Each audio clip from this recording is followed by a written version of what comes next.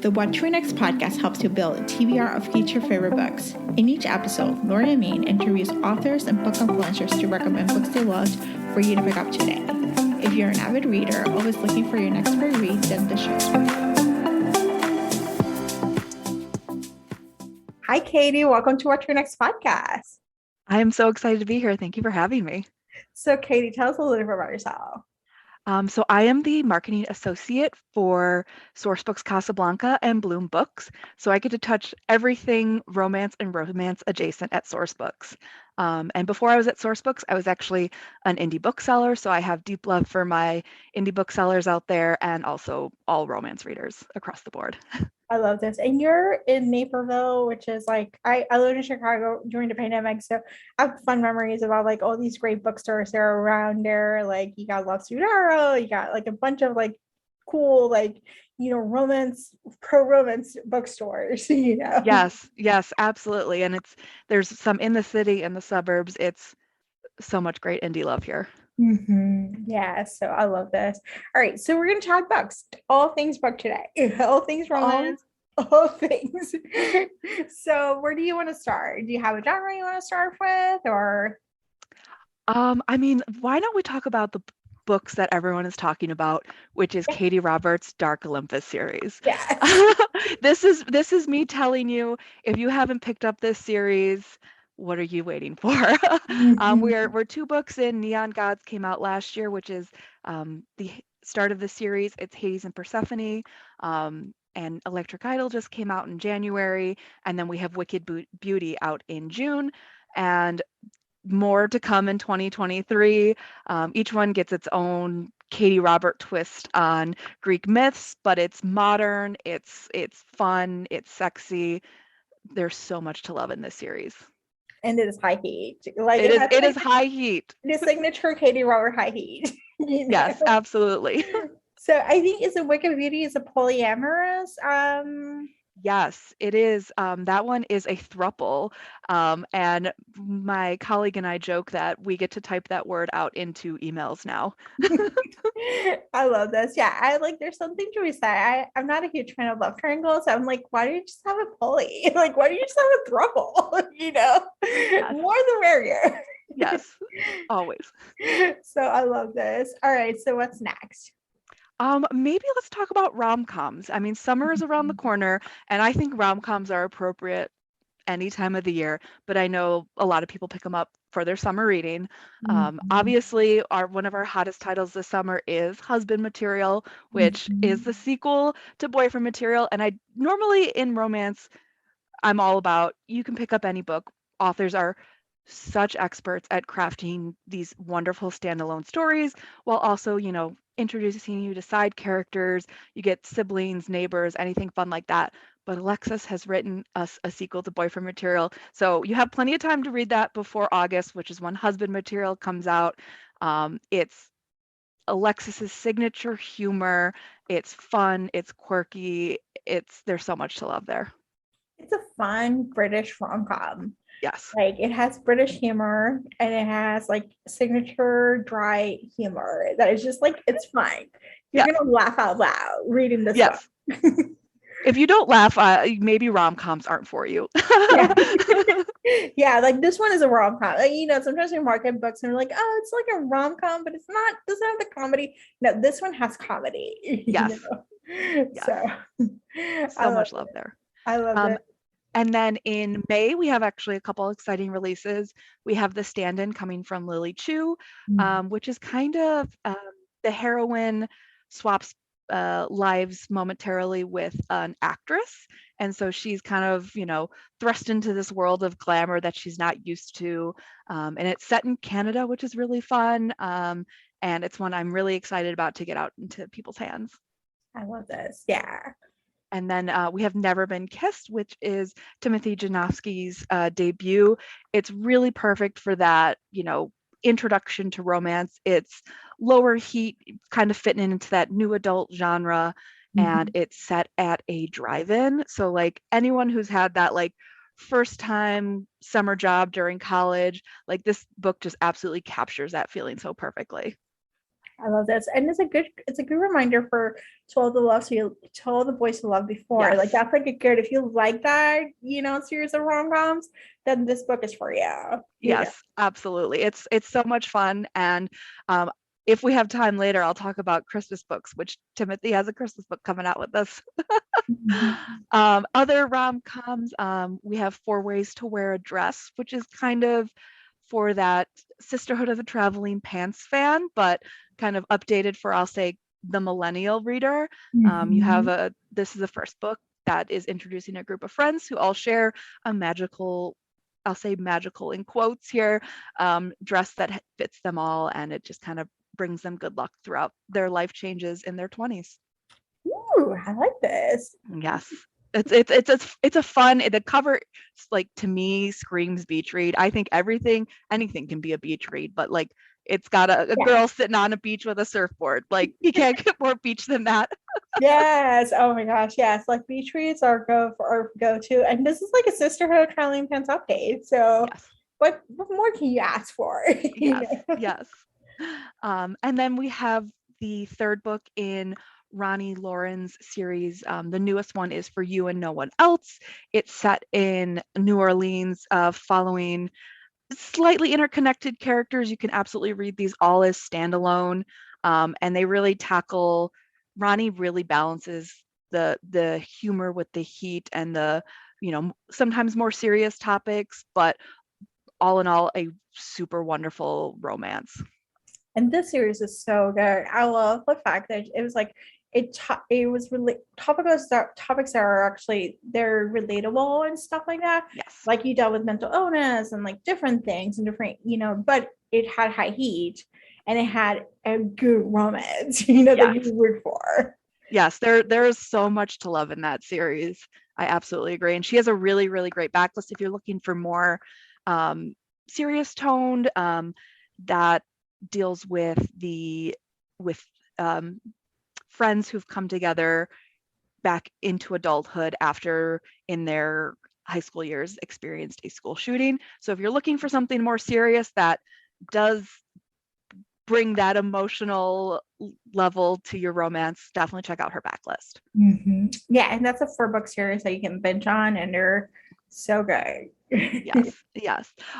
This actually leads me really nicely into the family focused, I'll say. Mhm. We have some things that we're calling mom-coms, which are Yeah. a little bit more focused on motherhood, but also still bringing the humor. And then we also have those that focus on, the generational importance that women bring to family, which that one specifically I'm speaking to is The Family We Never Met, which follows 3 generations of Cuban American women. It's a little more in the fiction category than it is romance, but it's still, I think, a great read for any romance readers.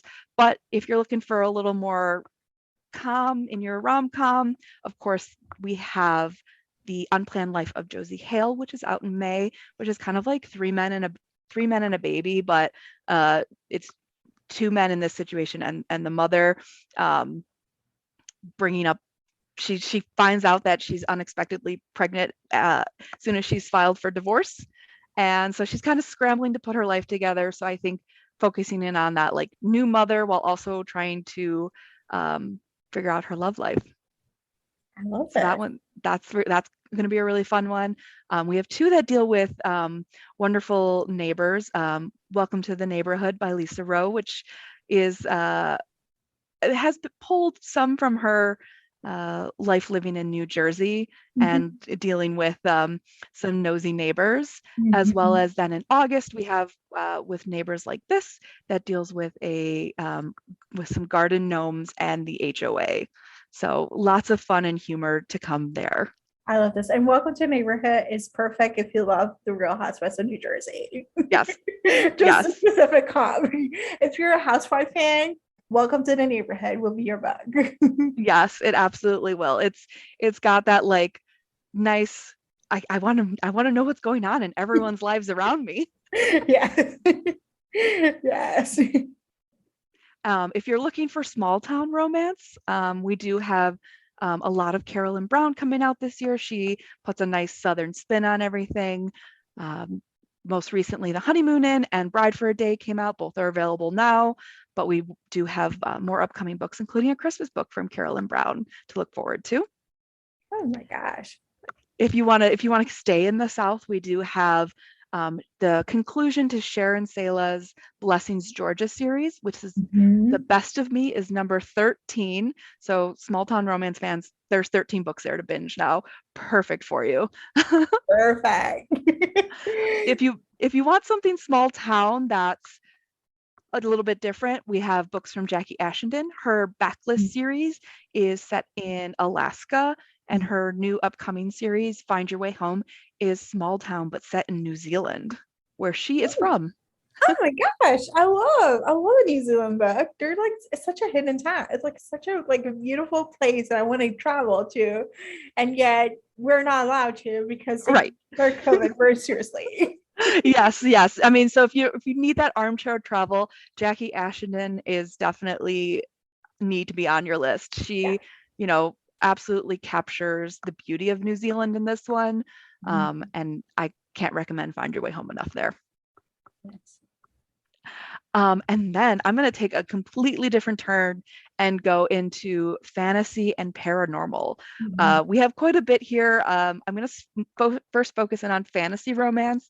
We are reissuing Amanda Boucher's Kingmaker Chronicles, the first 3 books featuring the one couple. And then we have a brand new book from Amanda in the fall that is a spinoff of that original trilogy. So you can start on the new book, or you can binge the original trilogy before the new book in the fall.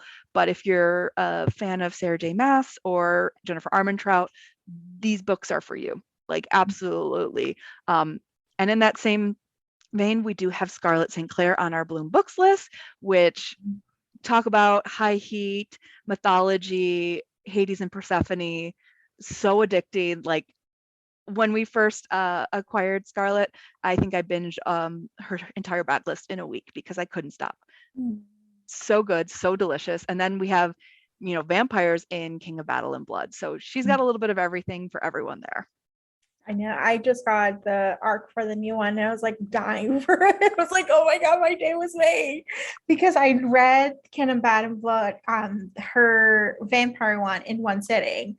That's how good it was. It was like you couldn't stop reading it. Once you start, you couldn't stop.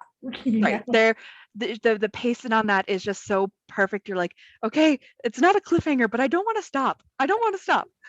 Yeah. Yeah. I'm like, I just want to know what happens. Yep.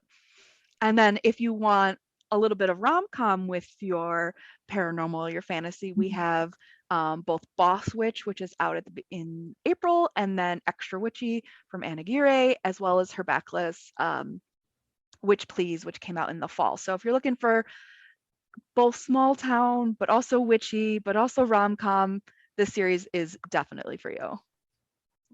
Oh, and then I was like, I'm blanking on the other rom-com we have in October this year, When Life Gives You Vampires.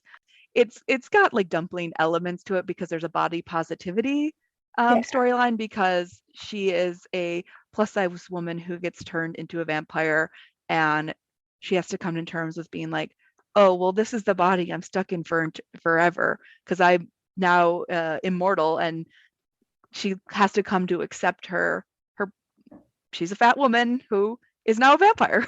Oh my God. Oh, that sounds so good. Yeah, so that's why I was like, it's got dumpling elements to it in the like confronting positivity so head on, but it's an adult paranormal romance too. Yeah, I have to say, I'm really loving these paranormal romans that are coming out, like even the witchy rom-coms and the vampires. I'm like, there's a resurgence. Like I missed the Twilight year. So this is kind of like going back to like this is the kind of Twilight that I wish we had, Yes, absolutely. I love how much romance is fully embracing the vampires. Yes. Yes. We're back. They're back and better than ever. And then if you're looking for wolves, we have Terry Spear, which she has a deep backlist. Definitely, if you're into wolf shifters, you need to check out Terry Spear. Yes. And then let's see. Just going through my list, what I haven't. Oh, Regency. I was going to circle. We got to talk about Bridgerton. We got to talk about Bridgerton is Bridgerton season 2 is here. I don't know about anyone else, but I instantly am like, I need all of the historical and Regency romance you can give me. And so I have a ton of unique ones. We have Amelie Howard, Rules for Heiresses, which is a absolutely beautiful read. If you love Regency, you need to pick up Amelie Howard.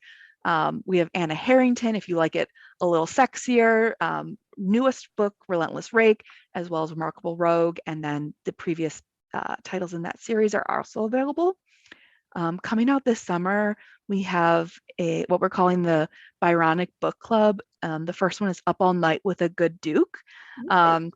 Sexy, smart, feminist reads there. Highly recommend that. If you're looking for a little sweeter, we have Jane Ashford, Earl on the Run, and Blame It on the Earl. And then if you're looking for something completely unique and different, Susanna Allen combines both paranormal and Regency in A Most Unusual Duke, and then the new one, A Duke at the Door. Yeah, I read Susanna Allen. It's just like enriches both of those worlds into this one really juicy book, Right. I think it's one of those books that sometimes I think Regency readers are like, do I want to pick up a paranormal book? As well as then paranormal readers saying, do I want to pick up a Regency book? And I think Susanna balances those two elements so well in her storytelling. Yes. It's perfect if you like, I would say, if you like your paranormal with the size of Bridgerton, Right, exactly. Absolutely. It's I don't want to say it's Twilight meets Bridgerton, but maybe if they're wolves, right. Right, exactly. There's no vampires here, but there are werewolves. Yeah. I think the only chunk I have left is talking about holiday books. Let's chat some holiday books. I know it's a little early, but let's start putting our pre-order forms together. I know Timothy Janoski came on the show and talked about what was the first book that he wrote, and then he wrote the other book first. Your Me one, Matthew Prince, Yes. So yes, and we actually have a holiday romance coming out this summer. It's called The Summer of Christmas, because the writers are a husband and wife duo who have previously worked on Hallmark, well, might not be Hallmark, but have worked on Christmas movies, and Christmas movies film in the summertime in order to be ready for the actual, holiday season. And so it's set on the set of a holiday romance. And so it's both summer and holiday. Oh my gosh, that sounds so good. Yes. It's that one's coming out in July. It's going to be a lot of fun, and I think works for both your summer TBR as well as your holiday TBR. Yeah, Christmas in July. Yes. So then we have The Holiday Trap by Roan Parrish, which is coming out, which is really great because it's exploring not just Christmas holidays, it's exploring, I believe they celebrate Hanukkah in the book as well, and it features two different queer couples swapping homes for the holidays. So definitely, if you're a fan of the movie The Holiday, this is the book for you this I was gonna say, I felt like this is a holiday in a different level because it's a couple. So yes. Oh, this is so good. Yay. Yes. It's gonna be a lot of fun. And then we have, of course, You're a Mean One, Matthew Prince. And then we have There's Something About Mary, which is the sequel to Nick and Noelle's Christmas Playlist. And then if you're looking for paranormal, we have Christmas Wolf Surprise by Terry Spear, and More Small Town Southern Charm with Just in Time for Christmas from Carolyn Brown. Oh my gosh. Oh, there's so many books that you have to look forward to, and you're like, I can't wait. I know I think there is really something for everyone this year between kind of all of the genres we're publishing into. Yes. So good. So tell us where you can find source books, books, where we can find them and like where we can find source of lists, upcoming lists and whatnot. Yeah, absolutely. So on social media, we tend to be Sourcebooks Casa just because of character count. Mhm. And we're constantly posting new releases as well as titles to look forward to across all of our social media platforms. Otherwise, you can find us at sourcebooks.com and browse our catalog there. Otherwise, our books are available wide. You can get them at your indie bookstore, Barnes& and Noble, Amazon, Apple, Kobo, the list goes on, Google. And yeah, that's it. Awesome. That's it. Thank you, Katie, for being Yay. on the show.